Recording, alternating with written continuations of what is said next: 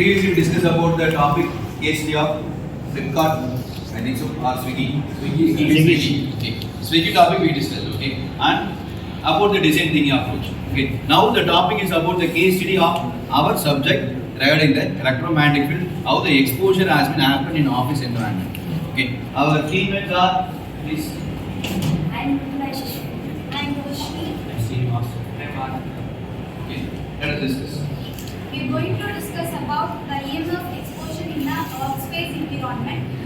Now I'm going to introduce that ABC, a corporation, is the leading technological company which has workspace around 500 employees.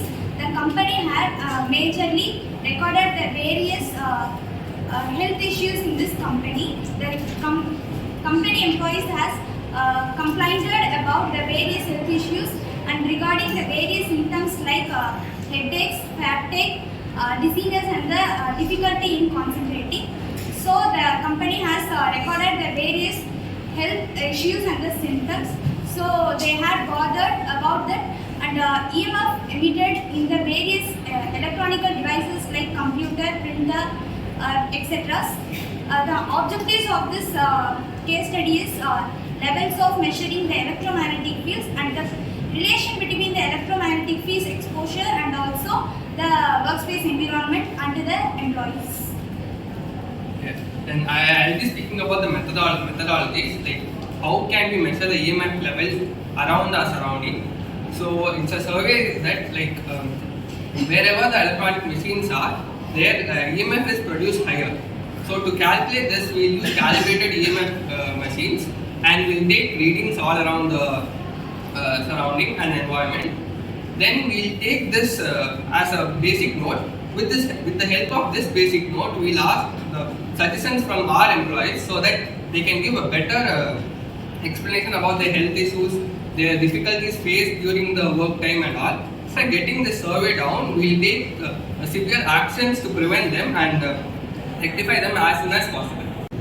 Higher EMF level வந்து observe பண்ணுறது வந்து electronic device, our printers, Wi-Fi routers and power distribution panels. இதெல்லாம் Conclusion. At last, I conclude that electromagnetic field is very important to analyze the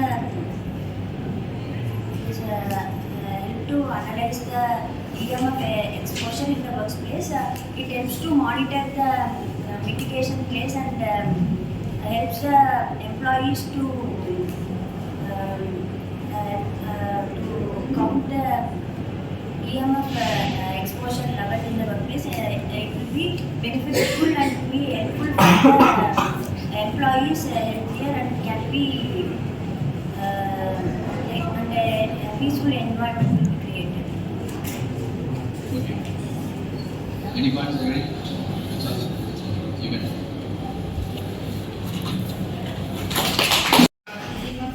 This is power lines, electrical wirings, electrical applications like hair dryers, electric magnets, and the applications of it is used for half cell reaction, which can be determined by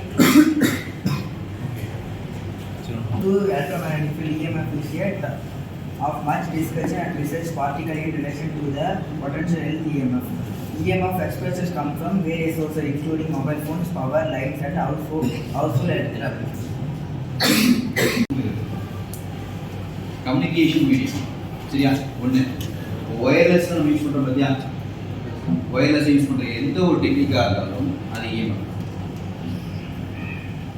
ஜென்ரலாக சொல்ல போனால் இவ்வளோதான் விஷயமே EMFங்கிறது தான் டோட்டலாக எல்லா வேவ்ஸும் அதோடது பார்த்தீங்கன்னா IR waves இல்லை ப்ளூடூத்து எது வேணால் இது போடணும் எல்லா ஒயர்லெஸ் மீடியம் ஆஃப் டிரான்ஸ்மிஷன் வந்து பார்த்தீங்கன்னா அவங்க யூஸ் பண்ணுறது வந்து எலக்ட்ரோமேக்னெட்டிக் வேவ்ஸ். அதோட ஃபீல்டுங்கிற ரெப்ரசன்டேஷன் பார்த்தீங்கன்னா எலக்ட்ரிக் மேக்னெட்டிக் அப்படிங்கிறத ஃபீல்டுன்னு சொல்கிறாங்க.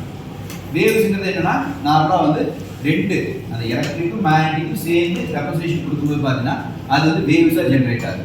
ஸோ ஃபீல்டு வேவ்ஸ் அதெல்லாம் பெரிய வித்தியாசம் இல்லை, புரியுதுங்களா? ஸோ எலக்ட்ரோமேக்னெட்டிக் வேவ்ஸுங்கிறது it just and wireless medium of communication whatever the application are use. சரியா, கம்யூனிகேஷன் மட்டும் இல்லாமல் இப்போ நான் வந்து கம்யூனிகேஷன் இல்லாமல் வேற ஏதாச்சும் சொல்ல பார்க்கணும், ஒரு அப்ளிகேஷன் சொல்ல பார்க்கலாம். Microwave oven. மைக்ரோவேவ் ஓவன் வந்து ஆக்சுவலாக ஆப்ரேட் பார்த்தீங்கன்னா எப்படி ஆப்ரேட் ஆகுதுன்னா அந்த ரேடியேஷன் வந்து ஹீட்டை ப்ரொடியூஸ் பண்ணும். ரேடியேஷன் ஹீட் ப்ரொடியூஸ் பண்ணும். அந்த ஹீட் ப்ரொடியூஸ் ஆன மூலியமா நம்ம வந்து போன் அவுட் பண்ணி அதை சாப்பிடுறோம். ஆக்சுவலாக ஆப்ரேஷன் பார்த்தீங்கன்னா மைக்ரோவேவ் ஓவன் வந்து நார்மலாக ஒரு மெட்டீரியல் உள்ள வைக்கிறேன்னு வச்சுக்கோங்க. அந்த மெட்டீரியல் உள்ள வைக்கிற மெட்டீரியல் வந்து மைக்ரோவேவ் வீட்டில் இருக்கா? யார் வீட்டில் இருக்கு மைக்ரோவேவ்? யார் வீட்டில் இருக்கு? 1 2 4 மாதிரி. சரி, ஓகே. கடையில் பார்த்துருக்கீங்களா? அட்லீஸ்ட் கடையிலேயாவது பார்த்துக்குமா? நிறைய பேர் கடையில் பார்த்துருக்கீங்களா? ஓகே. மைக்ரோவேவ் ஓவன் பொறுத்த வரைக்கும் ஒரு பேட்டரி ஏதாவது வச்சுருப்பாங்க.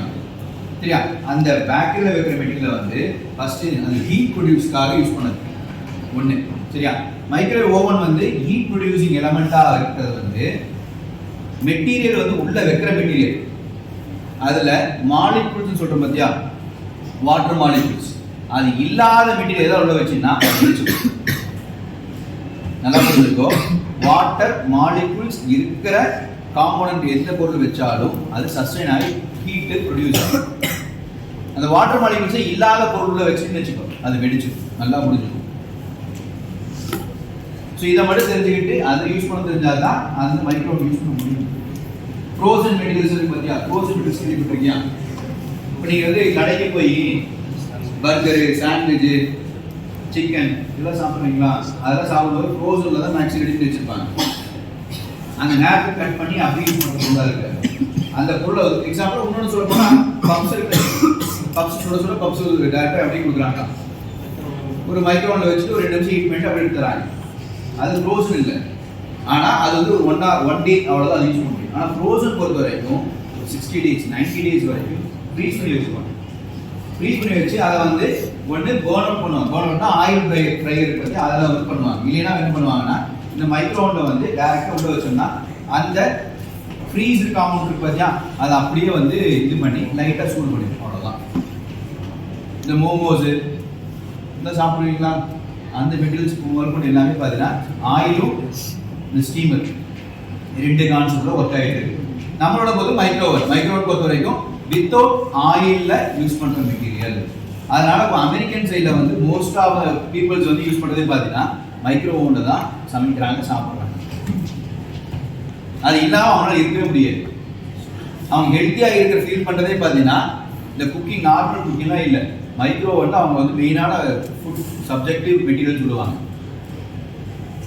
இப்போ கேட்டாலும் எங்கே போனாலும் நீ அமெரிக்கா போனாச்சுன்னா அந்த இடத்துல வந்து யூஸ் பண்ணுற மெட்டீரியல் மெயினான மெட்டீரியல் வந்து மைக்ரோவேவாக தான் இருக்கும். எல்லா வீட்டிலும் அது இருக்கும், இல்லாமல் வச்சுக்க மாட்டாங்க. புரியுதுங்களா? இந்த மாதிரி இதெல்லாம் திங்ஸ் எல்லாம் வந்து சில இதெல்லாம் வந்து மைக்ரோவேவனுக்கு யூஸ் பண்ணுற மாதிரி நிறைய மெட்டீரியல்ஸ் இருக்கு. ஹீட் ப்ரொடியூசிங்காக யூஸ் பண்ணுது. ரேடார் காம்பவுண்ட்ஸ் கேள்விப்பட்டிருக்கீங்களா? சோனார் காம்பவுண்ட்ஸ், சேட்டலைட் கம்யூனிகேஷன், இது எல்லாமே EMF generating waves. Frequency increase பண்ணும்போது அதோட டிஸ்டன்ஸ் வந்து எப்படி ஆகும், இந்த சேஞ்ச் ஓவரிங்னா இந்த காம்பவுண்ட்ஸ் எல்லாம். ஸோ ஓவரால் இஎம்எஃப் கேஸ் ஸ்டடிங்கிறது பார்த்தீங்கன்னா இவங்க சொன்னது எக்ஸ்போஷர் இன் ஆஃபீஸ் என்வரான்மெண்ட் பேசுகிறாங்க. ஆஃபீஸ் என்வரான்மெண்ட்டுங்கிறது பார்த்தீங்கன்னா என்ன நல்லா புரிஞ்சுக்கோ, ஒரு ஆஃபீஸில் நீ வந்து உட்காந்துருக்கீங்க, நீ வந்து செல்ஃபோன் வச்சுருக்குன்னு வச்சுக்கோ. எக்ஸாம்பிள் செல்ஃபோன் வச்சுருக்கு, செல்ஃபோன் வந்து பர்டிகுலர் ஒரு செல்ஃபோன் வந்து வச்சுருக்குன்னு வச்சுக்கோ. அதோட ரேடியேஷன் வந்து எந்த அளவுக்கு அஃபெக்ட் பண்ணான்னு செக் பண்ணணும். அது செக் பண்ணுறது பார்த்தீங்கன்னா அதுக்கு ஒரு ஸ்டாண்டர்ட் டெலிகம்யூனிகேஷன் ஸ்டாண்டர்ட்ஸ் இருக்குது. அவங்க வந்து ரெகுலேட்டரி மூலிமா செக் பண்ணி அந்த செல்ஃபோன் ஓகே யூஸ் பண்ணான்னு கொடுப்பாங்க. ஒரு சில செல்ஃபோனில் பார்த்தீங்கன்னா கொஞ்ச நாள்லேயே வந்து இந்த டெலிகம்யூனிகேஷன் வந்து கொடுத்தாலும் நம்மளால் வந்து அந்த செல்ஃபோன் யூஸ் பண்ண அதை வந்து அப்படியே நிப்பாட்டிருப்பாங்க. எதனால் நிப்பாட்டுவாங்க தெரியுமா? என்ன ரீசன் தெரியுமா? எலக்ட்ரோமேட்டிக் வேவ்ஸ் வந்து அந்த செல்ஃபோனில் வந்து அதிகமாக ஜென்ரேட் ஆகும். அப்போ என்ன ஆகுனா ஹை ஃப்ரீக்வன்சி அகாமடேட் ஆகும்போது செல்ஃபோன் வந்து நார்மலாக யூஸ் பண்ண ஹீட் ஆகுதா?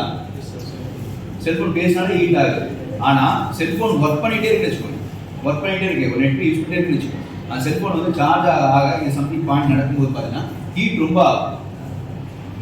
சில பேர் செல்ஃபோனில் வந்து சார்ஜ் போட்டுட்டு செல்ஃபோன்